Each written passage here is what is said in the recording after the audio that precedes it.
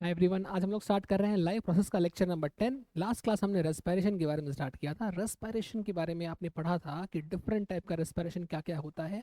Respiration की definition के बारे में पढ़ा था। एरोबिक रेस्पिरेशन क्या होता है, एनारोबिक रेस्पिरेशन क्या होता है, ठीक है। दोनों के डिफरेंस के बारे में लोग स्टडी किए थे। प्रोसेस के बारे में पढ़े थे। ग्लाइकोलाइसिस क्या होती है, ठीक है। किस कौन सा प्रोसेस से ज़्यादा एटीपी निकलता है, ठीक है। रेस्पिरेशन और फोटोसिंथेसिस के डिफरेंस के बारे में स्टडी किए थे, एक्सेट्रा। ये सब हम लोग लास्ट क्लास कवर कर चुके थे। आज हम लोग उसके आगे बढ़ेंगे और हम लोग आज पढ़ने वाले हैं कि रेट ऑफ ब्रीदिंग जो एक्वेटिक और टेरेस्ट्रियल एनिमल्स में होती है वो कैसे होती है, क्या फर्क पड़ता है दोनों के बीच। रेस्पिरेशन जो एक्वेटिक एनिमल जैसे फिश के अंदर कैसे हो रहा है, उसमें क्या प्रोसेस हो रहा है, ठीक है। उसके बाद कुछ एक्टिविटीज़ है जो आपकी एनसीईआरटी में गिवन है, 5.3, 5.4 और 5.6। तीन एक्टिविटीज़ के बारे में हम लोग स्टडी करेंगे, ठीक है। चलिए, तो यहाँ से आज हम लोग आज का लेक्चर स्टार्ट करते हैं। और फर्स्ट अपना जो टॉपिक रहेगा वो है rate of breathing in aquatic and terrestrial animals. Okay, तो चलो स्टार्ट करते हैं। तो सबसे पहले देखो, सबसे पहले आपके पास एक्वेटिक एनिमल्स के बारे में कुछ इन्फॉर्मेशन है। एक्वेटिक एनिमल्स जो होते हैं वो, जैसे हम लोग सांस लेते हैं तो हम लोग कैसे सांस लेते हैं, हम लोग टेरेस्ट्रियल एनिमल्स है ना। We are terrestrial animals, right. तो हम लोग जब सांस लेंगे तो हम लोग आसपास के एटमॉस्फियर से ऑक्सीजन को लेते हैं। हालांकि हमारे नाक में ऐसा कोई फिल्टर नहीं लगा है कि वो ऑक्सीजन को ही सिर्फ लेगा। जब मैं सांस ले रहा हूँ तो मैं आसपास की जो हवा है उसको ले रहा हूँ, ठीक है। उसमें नाइट्रोजन भी है, उसमें ऑक्सीजन भी है, CO2 भी है, कार्बन मोनोऑक्साइड, कुछ भी हो सकता है, कोई भी गैस हो सकता है। हम लोग आसपास के एयर को इनहेल कर रहे हैं, सांस के साथ खींच रहे हैं। लंग्स में जाकर वो फिर कुछ प्रोसेस होता है जहाँ पर ऑक्सीजन को ब्लड को सौंप दिया जाता है और ब्लड उस ऑक्सीजन को लेकर पूरे बॉडी में घूमता है। वो हम लोग आगे पढ़ेंगे, ठीक है। तो ये तो अपनी बात हो गई, राइट। अगर मैं बात करूँ एक एक्वेटिक एनिमल जैसे कि फिश की, ठीक है। तो एक्वेटिक एनिमल यानी फिश कैसे रेस्पिरेशन करती है, आइए स्टडी करते हैं। तो सबसे पहले देखो, aquatic animals Uptake oxygen dissolved in water. अब फिश को इमेजिन करो, उसके आसपास पानी ही पानी है, ठीक है।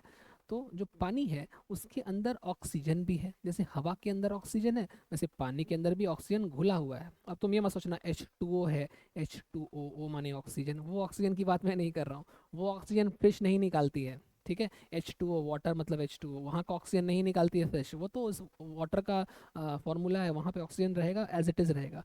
वाटर के अंदर ऑक्सीजन डिजॉल्व रहता है, उसको हम लोग डिजॉल्व ऑक्सीजन कहते हैं, ठीक है। जैसे मैं एक एग्जांपल देता हूँ क्लियर करने के लिए, देखिए थोड़ा सा।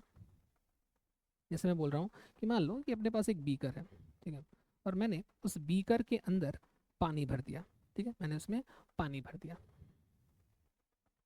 मैंने बीकर में पानी भर दिया। भरिए पानी फटाफट, रुकिए 1 मिनट। तो मैंने यहाँ पर पानी ही पानी भर दिया, ठीक है। अब इस पानी में, जो पानी में क्या है, मछली डाल देंगे एक। तो अब मैं एक गोल्ड फिश मार्केट से, ठीक है। तो मैंने डाल दिया इसमें एक गोल्ड फिश, ठीक है। ये है गोल्ड फिश लगभग, ठीक है। मान लो ये गोल्ड फिश है, let's suppose this is a gold fish. अब ये जो गोल्ड फिश है ये क्या करेगी, ये इस पानी में प्रेजेंट ऑक्सीजन को अब्जॉर्ब करेगी, ठीक है। तो मैं उस ऑक्सीजन की बात करने वाला था। देखो यहाँ पर जो पानी है ये H2O है, मैं इस ऑक्सीजन की बात नहीं कर रहा हूँ, ठीक है। इसके अंदर अगर हम H2O का स्ट्रक्चर देखेंगे तो H2O के अंदर में कुछ ऑक्सीजन घुला रहता है, ठीक है। Oxygen is dissolved in bonds in between bonds of H2O,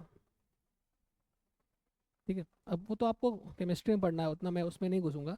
मैं तो सिंपल आपको ये बता देता हूँ कि अगर अपने पास बहुत सारा H2O है, इसको इमेजिन करने की कोशिश करो। अगर अपने पास बहुत सारा H2O है इस बीकर के अंदर जहाँ मछली है, तो उन सभी H2O के बीच में कुछ बॉन्ड भी तो होता है। जैसे इसके बीच में बॉन्ड है ऐसे, वैसे यहाँ पे बॉन्ड है, यहाँ बॉन्ड है, यहाँ बॉन्ड है, ये आपस में जुड़े रहते हैं, ठीक है। यहाँ हाइड्रोजन बॉन्डिंग कुछ होती है, वो सब नहीं पढ़ना, बस समझ लो। तो मैं बहुत सिंपल सा बता रहा हूँ। यहाँ पे बॉन्ड है, इसी बॉन्ड के अंदर ऑक्सीजन डिजॉल्व होता है। यहाँ पर O2 होता है, O2 होता है। तो मेरी बात समझ रहे हो, मैं इस ऑक्सीजन की बात नहीं कर रहा हूँ। मछली कौन सा ऑक्सीजन लेगी, क्या वो ये ऑक्सीजन लेगी, आंसर है नहीं। वो ये वाला ऑक्सीजन लेगी, ये वाला, ये वाला, ये वाला, ये वाला, ठीक है। ये वाला, ये सारे ऑक्सीजन जो बॉन्ड के ऊपर डिजॉल्व होते हैं, ठीक। इसको बोलते हैं डिजॉल्व ऑक्सीजन। क्या बोलते हैं इसको, इसको कहते हैं डिजॉल्व ऑक्सीजन, ठीक है। इसको DO या डिजॉल्व ऑक्सीजन कहते हैं। मेरी बात समझ गया, ठीक। तो वही लिख रहा है कि aquatic animals Uptake oxygen dissolve in water. चलो आगे बढ़ते हैं। Terrestrial animals Uptake oxygen from air. Terrestrial animals कहाँ से ऑक्सीजन लेंगे? एयर से लेंगे, जैसे हम लोग लेते हैं, ठीक है। ऐसे देखो, the amount of oxygen in air is greater than amount of oxygen dissolve in water. ठीक है, पानी में ऑक्सीजन है बट कम है, ठीक है, पानी में भी ऑक्सीजन है, हवा में भी ऑक्सीजन है, बट ऑक्सीजन का जो अमाउंट है वो एयर में ज़्यादा है और पानी में कम है, वही यहाँ पे लिखा गया है। लास्ट लाइन पढ़िए। सो द रेट ऑफ ब्रीदिंग, अब थोड़ा इसको समझना पड़ेगा, इसमें लोग कंफ्यूज हो जाते हैं, तो ध्यान से सुनना, ठीक है। जैसे सोचो कि अगर कोई टेरेस्ट्रियल जानवर, ऐसे मैं हूँ, तो मैं क्या करूँगा, मेरे पास हवा है आसपास, इस हवा में बहुत सारा ऑक्सीजन है, ठीक है, तो बड़े आराम से ऑक्सीजन मेरे सांस के साथ अंदर आ जा रहा है, मेरे को ज़्यादा कष्ट करने की ज़रूरत नहीं है, सांस ले रहे हैं आराम से, बहुत सारा ऑक्सीजन एक ही बार में मिल गया। थोड़ा सा मेहनत किया, सांस खींचा, ऑक्सीजन भर के आ गया मेरे पास, मैं बहुत आराम से चिल्ड हूँ, बिल्कुल आराम से सांस ले रहा हूँ, ऑक्सीजन मेरे पास आ रहा है। लेकिन बेचारी मछली के बारे में सोचो, मछली जो है यहाँ पर, मछली जो है, जब वो इस बीकर के अंदर है, इस बीकर के अंदर ऑक्सीजन की कमी है ऑक्सीजन बट कम है, ठीक है, रिलेटिवली कम है। तो अब बेचारी मछली को तो जोर जोर से सांस खींचना पड़ रहा है, ठीक है। अब ऐसा सांस नहीं खींचती है वो अपने गिल्स और माउथ की हेल्प से करती है, कैसे होता है मैं बताऊंगा, ठीक है, बस समझाने के लिए बोल रहा हूँ। तो मछली जो है वो लगातार सांस खींच रही है, मतलब बहुत जल्दी जल्दी सांस खींचना पड़ रहा है उसको, क्योंकि उसको ऑक्सीजन मिल नहीं पा रहा ठीक से, क्योंकि ऑक्सीजन कम है, इसलिए उसका जो रेट ऑफ ब्रीदिंग है, ठीक है, जल्दी जल्दी जल्दी जल्दी रेट से वो सांस खींच रही है। इसीलिए एक्वेटिक एनिमल्स जो होते हैं उनमें रेट ऑफ ब्रीदिंग फास्टर होती है, वो जल्दी जल्दी सांस खींचते हैं। और टेरेस्ट्रियल एनिमल्स धीरे धीरे आराम से सांस खींचते हैं, क्योंकि उनके पास बहुत सारा ऑक्सीजन आता रहता है, ठीक है। तो ये लिखा देखो, so the rate of breathing is faster in aquatic animals, ठीक है, as compare to terrestrial animals. बात समझ में आ गया होगा, ठीक है। अब आ गया है तो कॉपी कर लो, किस चीज़ का वेट कर रहे हो, कॉपी करो, ठीक है। चलो चलो नेक्स्ट पेज पे चलते हैं। अब देखो मछली को पकड़ते हैं फिर से, और इस बार हम लोग मछली को पकड़कर उसके बारे में पढ़ेंगे कि तुम कैसे सांस लेती हो मुझे बताओ, ठीक है। तो gills are respiratory organs of fishes, gills are respiratory organs of fishes, पहली बात, ठीक है, सबको पता है, ठीक है। गिल्स क्या होते हैं? अच्छा, गिल्स क्या होता है बता देता हूँ। जैसे कि गिल्स, जैसे कि हमारे पास जैसे यहाँ माउथ की ओपनिंग है, नाक की ओपनिंग, वैसे ही मछली को देखोगे तो मछली के, मैं बना के दिखाता हूँ तुमको, मान लो ये मछली है, दिस इज अ मछली, ठीक है, और मछली का ये माउथ है ऐसे, ठीक है, और यहाँ पर एक स्ट्रक्चर है, यहाँ पर एक स्ट्रक्चर, एक गैप है, एक छेद है, उस छेद का नाम है गिल। क्या नाम है उसका? गिल, ठीक है, उसका नाम है गिल, गिल। अब अच्छा, अगर सिंगल तो गिल बोलेंगे, एक इस तरफ होगा और एक इस तरफ होगा, दो तरफ से होगा, लेकिन मछली यहाँ से तुमको ऐसे ऐसे है ना, एक साइड से दिख रहा है तुमको, एक दिख रहा है, इधर भी एक है, दो है इसके पास, इधर भी है इधर भी है, बट अभी फिलहाल एक ही दिख रहा है, तो क्योंकि दो की बात कर रहे हैं तो हम गिल्स लिख सकते हैं, ठीक है। तो एक को बोलोगे गिल, दो को बोलोगे गिल्स, ठीक है ना। तो यहाँ पे गिल्स है। अच्छा, गिल्स के ऊपर एक कवर भी लगा होता है, ठीक है, एक कवर होता है जो ऐसे खुलता है बंद, देखो मछली को ऐसे खुलता है बंद होता है ऐसे, गोल्ड फिश को देखना एक्वेरियम में, ऐसे खुलता है, ऐसे करती है मछली ठीक है, तो ऐसे माउथ खोलती है और यहाँ से ये भी खुलता है बंद होता है, ऐसा कुछ होता है, ठीक है। तो जो कवर होता है गिल का, गिल इज कवर्ड बाई ओपर्क्यूलम, ठीक है, तो यहाँ लिख लेंगे कि गिल्स का जो कवर होता है, gills are covered by covering, उसका कवरिंग का क्या नाम है? कवरिंग का नाम है ओपर्क्यूलम, ओपर्क्यूलम। तो गिल की कवरिंग का नाम ओपर्क्यूलम है, ठीक है। चलिए तो देखिए, तो gills are located on both sides of head, दोनों साइड में होता है, लेफ्ट और राइट, ठीक है, सही बात है। आगे बढ़ जाते हैं। Water enters through mouth of fish, मैंने क्या बताया, फिश जो है, फिश पहले माउथ खोलेगी, पानी भर लेगी अंदर, ठीक है। तो वाटर मछली के माउथ के थ्रू अंदर गया, और फिर मछली के माउथ के अंदर जाकर उस वाटर में जो ऑक्सीजन होगा उसको निकाल लिया जाता है, और बचा हुआ पानी इस गिल्स को के रास्ते बाहर निकाल देते हैं। तो मछली क्या करती है, माउथ से पानी अंदर लाएगी करके, ठीक है, पानी अंदर गया, उसमें से ऑक्सीजन को निकाल लेगी, और बचा हुआ पानी के साथ CO2 को गिल्स के रास्ते बाहर निकालती है। अब गिल्स खुलेगा, गिल्स निकल जाएगा, तो पहले माउथ खुलेगा, पानी अंदर जाएगा, फिर गिल्स खुलेगा और पानी बाहर जाएगा, फिर से माउथ खुलेगा, पानी अंदर, गिल्स खुलेगा, पानी बाहर, माउथ से पानी अंदर, गिल्स से पानी बाहर, ठीक है। तो वही है कि water enters through mouth of fishes, पहले यहाँ से पानी आएगा ऐसे, देखो वाटर एंटर किया,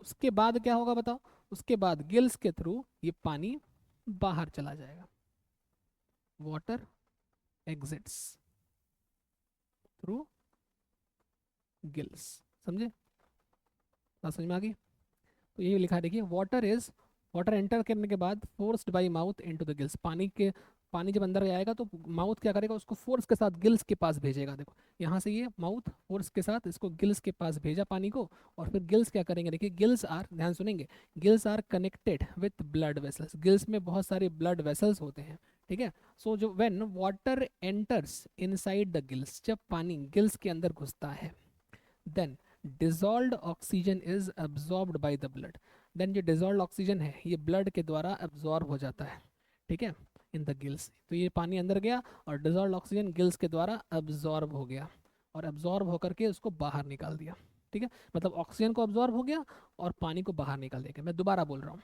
फिर से स्टार्टिंग से ध्यान सुनना, मछली ने माउथ खोला, क्या अंदर जाएगा, पानी, पानी अंदर गया, पानी में डिजॉल्व्ड ऑक्सीजन है, अब ये पानी गिल्स के पास जा रहा है, गिल्स में है ब्लड वेसल्स, ब्लड वेसल्स क्या करेंगे, इस पानी के अंदर जो भी ऑक्सीजन घुला हुआ है, डिजॉल्व है, उस ऑक्सीजन को ब्लड वेसल्स एब्जॉर्ब कर लेंगे, ठीक है, तो पानी में से ऑक्सीजन निकाल लिया गया, ठीक है, और अब जो पानी है वो इस गिल के रास्ते बाहर छोड़ दिया जाएगा, ठीक है, यहाँ तक समझ में आ गया।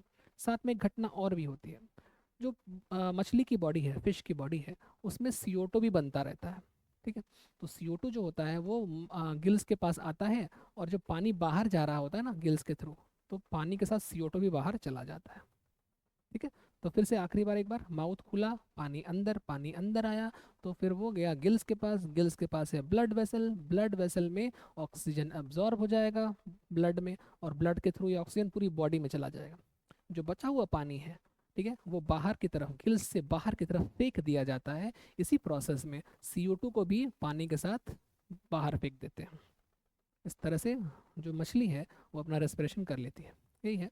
The absorbed oxygen is transported to the different parts of the body through the blood, ये तो बढ़ा दिया मैंने। आगे देखो, the carbon dioxide is released by tissues from different parts, साथ में देखो जो different parts of the body है वहाँ से CO2 भी निकल रहा है, और वो CO2 गिल्स के पास पहुँचता है, और वाटर के साथ CO2 भी चला जाता है, वाटर प्लस CO2 दोनों साथ में बाहर चले जाते हैं, वही लिखा है, इसको पढ़ो।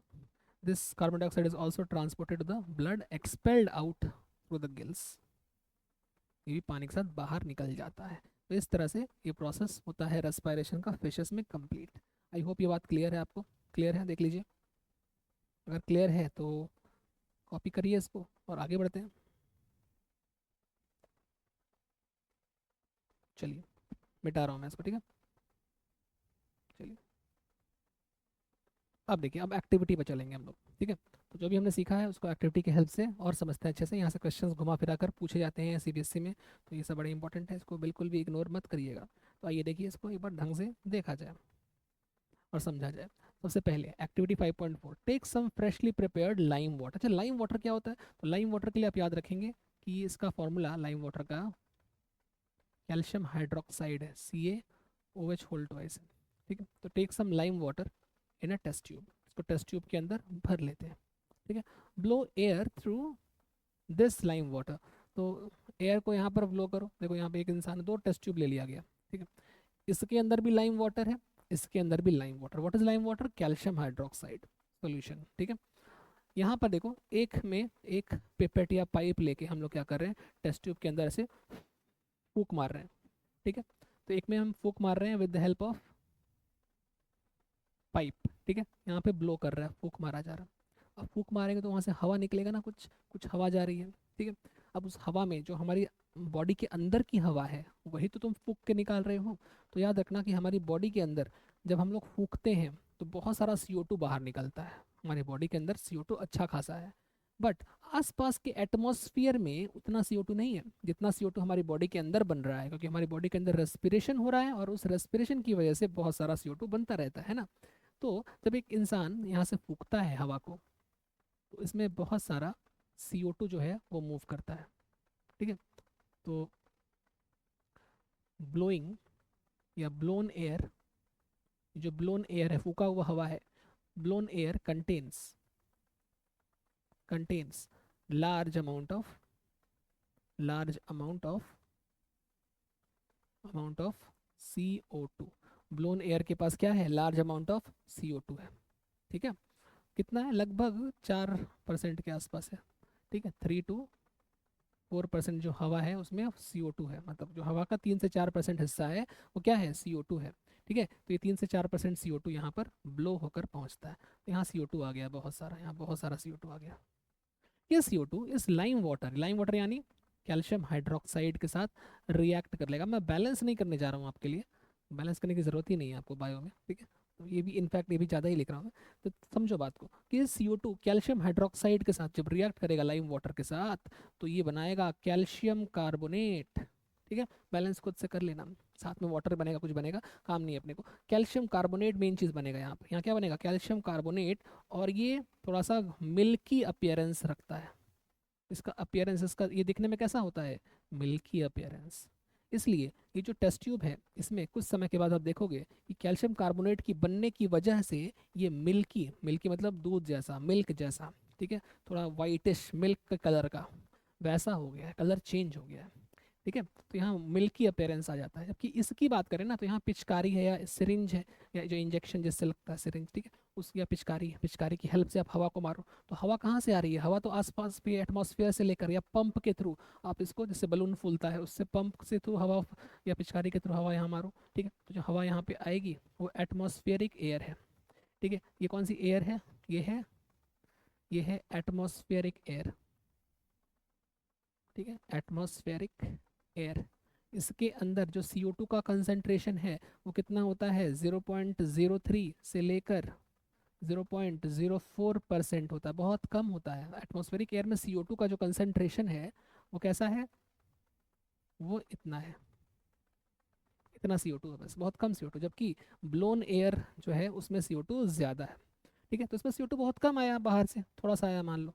ठीक है, तो उसमें मिल्की, यहाँ भी मिल्की होगा बट बहुत समय बाद होगा, पहले ये मिल्की हो जाएगा और इसकी मिल्कीनेस बहुत कम होगी। ठीक है, तो यहाँ रिएक्शन होगा, CaOH यहाँ भी रिएक्ट करेगा, CH whole twice plus CO2 यहाँ भी होगा और इसका भी मिल्कीनेस आएगा। ठीक है, मिल्की अपीयरेंस होगा बट लेस मिल्की होगा क्योंकि लेस CO2 था। ठीक है, तो ये कैसा होगा, लेस मिल्की। ये कैसा होगा, मोर मिल्की, क्योंकि इसमें CO2 मोर है, ज़्यादा है, इसलिए इसका ज़्यादा मिल्कीनेस आया, इसका मिल्कीनेस कम आया। बात समझ में आया।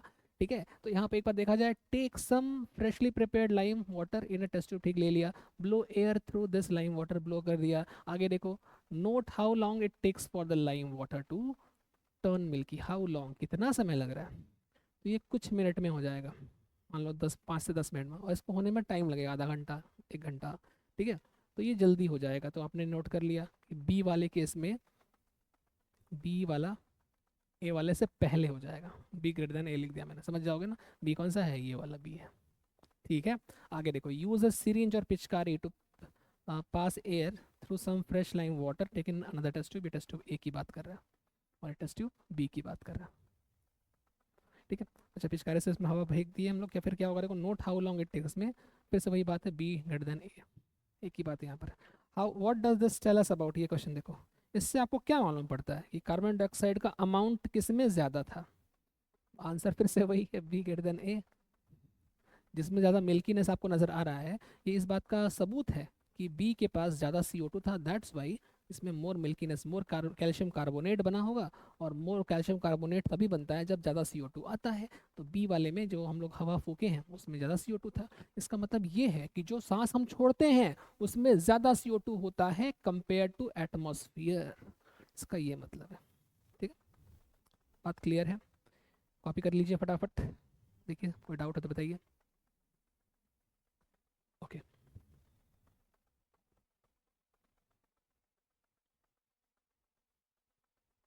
चलो आगे बढ़ते हैं। तो नेक्स्ट टॉपिक पे चला जाए, नेक्स्ट पेज पर। नेक्स्ट एक्टिविटी है 5.5, ये भी सिंपल सा ही है, देखो। तो टेक सम फ्रूट जूस और शुगर सोल्यूशन, मान लो कोई फ्रूट जूस, एप्पल जूस या कोई भी शुगर सोल्यूशन, मान लो चीनी को ही पानी में घोल दिया गया है। ठीक है, फ्रूट जूस ले सकते हैं या फिर शुगर सोल्यूशन ले सकते हैं। And add some yeast, yeast का काम क्या होता है, याद रखेंगे, ईस्ट क्या करता है, performs east performs fermentation. East क्या करता है? फर्मेंटेशन रिएक्शन करता है। What is fermentation? फर्मेंटेशन का मतलब होता है जहाँ पर कोई चीज़ को सड़ाया जा रहा हो और सड़ाने के बाद कोई गैस बनाई जा रही हो, उसको बोलते हैं फर्मेंटेशन। ठीक है। सब ईस्ट क्या करेगा, सब उसमें डाल दोगे, फर्मेंटेशन कर देगा। ठीक है, तो मैंने क्या किया, मैंने लिया एक शुगर सोल्यूशन या फ्रूट जूस का सोल्यूशन और उसमें थोड़ा सा ईस्ट डाल दिया। ठीक, आगे देखिए क्या होता है। Take this mixture in a test tube, अब इसको टेस्ट ट्यूब में ले जाओ। Fitted with one holed cork. Cork एक ढक्कन जैसा स्ट्रक्चर होता है, लैब में मिलता है आपको। तो मान लो आपके पास एक टेस्ट ट्यूब है, ध्यान से देखना। ठीक है, ये है टेस्ट ट्यूब, और टेस्ट ट्यूब के अंदर आपने फ्रूट जूस लिया है। ठीक है, या शुगर सोल्यूशन लिया, मान लो कुछ भी है ऐसे, ये फ्रूट जूस है। ठीक है, अब ये जो फ्रूट जूस है, इसमें आपने ईस्ट को भी ऐड कर दिया। ठीक है, इसमें क्या ऐड कर दिया, ईस्ट को भी ऐड कर दिया। तो इसमें क्या क्या चीज़ें हैं मैं यहाँ लिख देता हूँ। दिस कंटेन्स फ्रूट जूस या sugar solution, fruit juice plus east. ठीक है, और इसका ढक्कन बंद है। तो ढक्कन जो है वो एक कॉर्क की सहायता से बंद है। कॉर्क ऐसा दिखता है कुछ।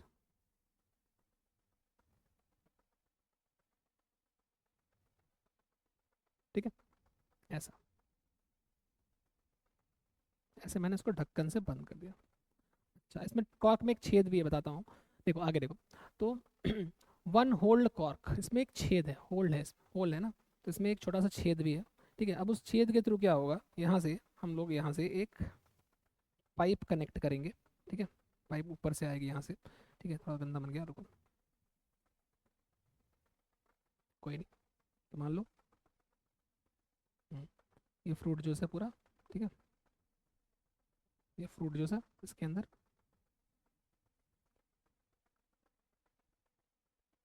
ठीक है, और ये यहाँ से एक वन होल्ड कॉर्क है इस तरह से। और ये जो कॉर्क का दूसरा हिस्सा है, ये दूसरे टेस्ट ट्यूब में जाएगा। आगे देखो लिखा होगा, fit the cork with a bent glass. देखो ये बेंट ग्लास है, ये क्या है, बेंट ग्लास। बेंट मतलब मुड़ा हुआ, मुड़ा हुआ है ना ये, ऐसे बेंट है, मुड़ा हुआ है, मुड़ा हुआ बेंट ग्लास है। और इसको डिप द फ्री एंड, इसका जो फ्री एंड है, दूसरा किनारा है, free end of the glass into a test tube containing freshly prepared lime water. इसको दूसरे टेस्ट ट्यूब में डाल दो। और उस टेस्ट ट्यूब में क्या प्रेजेंट है, उस टेस्ट ट्यूब में प्रेजेंट है लाइम वाटर। ठीक है, तो इसके अंदर क्या है, लाइम वाटर। इसके अंदर क्या है, लाइम वाटर। अभी आपने पढ़ा लाइम वाटर का मतलब calcium hydroxide, right, calcium hydroxide. Okay, इसके अंदर कैल्शियम हाइड्रोक्साइड सोल्यूशन है। तो कुछ ऐसा सेटअप एनसीईआरटी ने बताया है। आगे देखिए, व्हाट चेंज इज ऑब्जर्व। अब आपको पता है कि क्या होने वाला है, तो व्हाट चेंज, एक मिनट कलर चेंज करूँ, what change is observe in the lime water. अब आप बताओ, अगर फ्रूट जूस में ईस्ट डालोगे तो ईस्ट फर्मेंटेशन में क्या प्रोडक्ट बनता है? आपको याद होगा कि ईस्ट फर्मेंटेशन में दो प्रोडक्ट बनते हैं। ईस्ट फर्मेंटेशन में दो प्रोडक्ट बनते हैं, एक बनता है इथेनॉल, ठीक है, और एक बनता है CO2। एनारोबिक रेस्पिरेशन याद करो, एनारोबिक रेस्पिरेशन में ईस्ट फर्मेंटेशन में you get ethanol plus CO2, right. मतलब you will get CO2, and this CO2 that is produced in this part will move through this bent test tube। यहाँ से ये move करेगा ऐसे, and ये move करता हुआ पहुंच जाएगा इस तरह से लाइम वाटर वाले टेस्ट ट्यूब में। CO2 पहुंच जा रहा है। जब ये CO2 यहाँ पहुंचता है इसके अंदर, तब ये लाइम वाटर से रिएक्ट करता है। ठीक है, बात समझ में आ रही है? तो अब इस लाइम वाटर का क्या होगा, तो अब ये जो कैल्शियम हाइड्रोक्साइड वाला लाइम वाटर है, ये इस CO2 के साथ रिएक्ट कर लेगा और ये बना देगा calcium carbonate.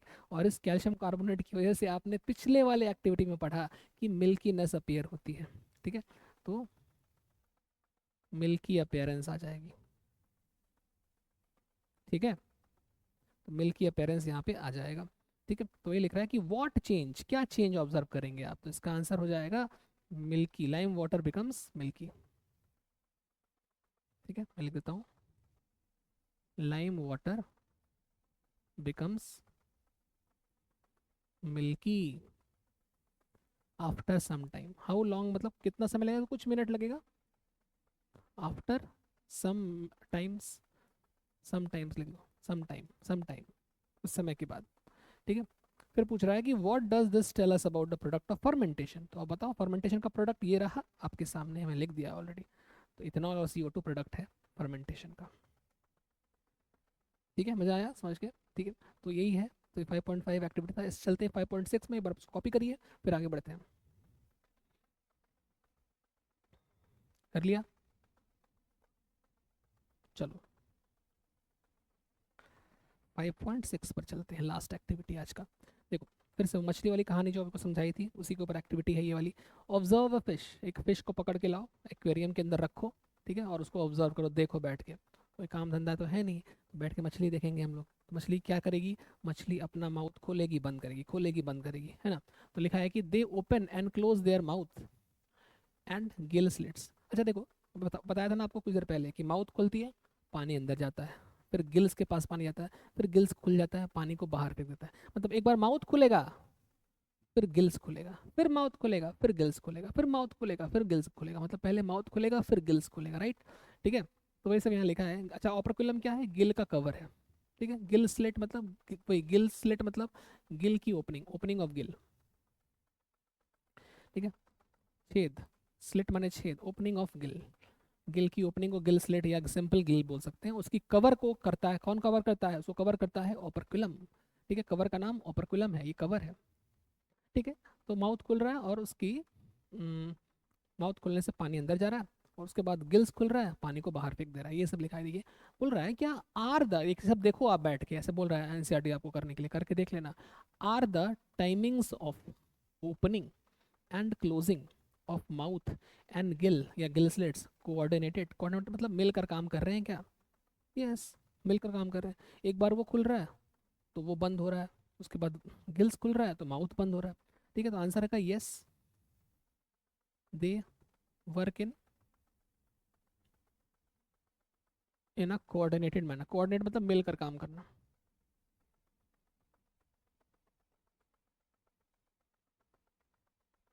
And open and, ऐसे लिखो, and they open and they open and close alternatively. Alternatively, alternatively का मतलब पहले एक खुलेगा दूसरा बंद, फिर दूसरा खुलेगा पहला वाला बंद, ऐसे ऑल्टरनेटिवली, एक एक करके, एक के बाद एक। ठीक है, एक बार ये खुले, मान लो जब माउथ खुल रहा है तो गिल्स बंद, जब गिल्स खुल रहा है तो माउथ बंद, इसको बोलते हैं ऑल्टरनेटिवली। ठीक है, आगे देखो, अब बोल रहा है कि क्योंकि तुमको कोई काम धंधा नहीं है, तो तुम एक काम करो, काउंट करो the number of times the fish opens and closes its mouth. ठीक है, माउथ कितनी बार वो फिश खोल रही है और बंद कर रही है, ये बैठ के आप काउंट करिए। ठीक है, तो 1 मिनट के अंदर। तो इसका आंसर मैं आपको बता देता हूँ, क्योंकि मेरे पास काम धंधा नहीं था तो मैंने काउंट किया, तो मुझे मिला 50 से, अलग अलग फिशेस का अलग अलग होता है, तो 50 से 150 टाइम्स। जैसे कि गोल्ड फिश है, लगभग उसका 60 से 70, अलग अलग फिशेस का अलग अलग होता है। ठीक है, तो 50 से 150 अलग अलग फिशेस का एक एवरेज वैल्यू जनरली मैंने बोल दिया कि 1 मिनट में इतनी बार माउथ खोल रहा है, बंद कर रहा है। ठीक है, अच्छा, compare this to the number of times you breathe in and out in a minute. अब अपने आप से कंपेयर करो कि तुम 1 मिनट में कितना सांस लेते हो, छोड़ते हो। ठीक है, अब देखो, जबरदस्ती सांस नहीं खींचना है। नॉर्मली आप सांस ले रहे थे, अभी तक आपको याद भी नहीं था कि आप सांस ले रहे हो। ठीक है ना, तो सांस अपने आप चलती रहती है स्पॉन्टेनियसली। बैठ के गिनिए कितनी बार सांस ले रहे हो, छोड़ रहे हैं। तो इसकी वैल्यू आएगी 12 से 16 बार अगर आप नॉर्मल है तो।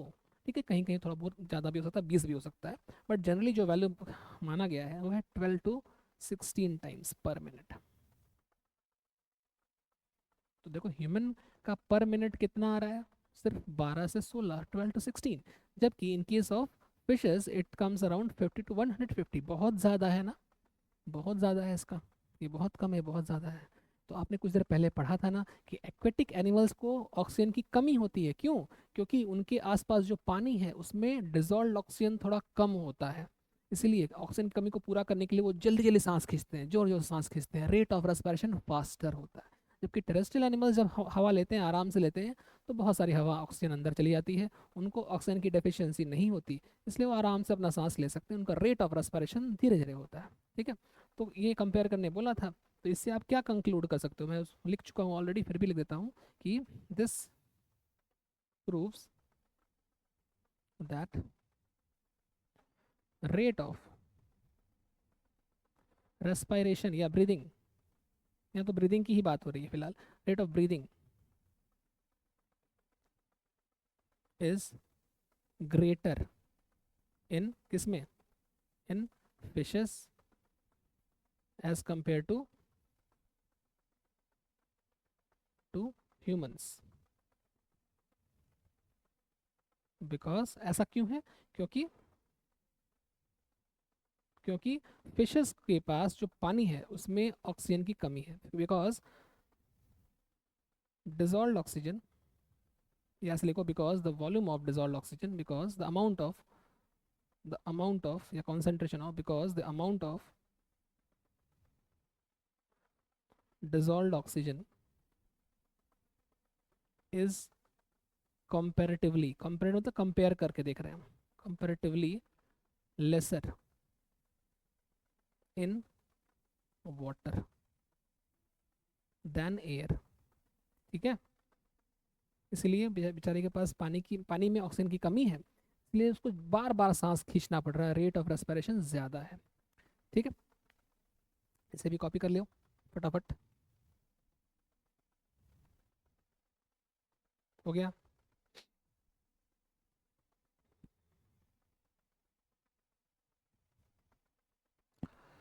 बस, तो यहाँ पे होता है आज का क्लास ख़त्म। ठीक है, हम लोग यहाँ पर कंप्लीट कर चुके हैं टेरेस्ट्रियल सॉरी एक्वेटिक रेस्पिरेशन के बारे में। नेक्स्ट क्लास हम लोग टेरेस्ट्रियल के बारे में बात करेंगे, ह्यूमन रेस्पिरेटरी सिस्टम भी पढ़ेंगे। ठीक है, तो तब पढ़ते रहिए, मिलते हैं next class. Thank you, bye bye.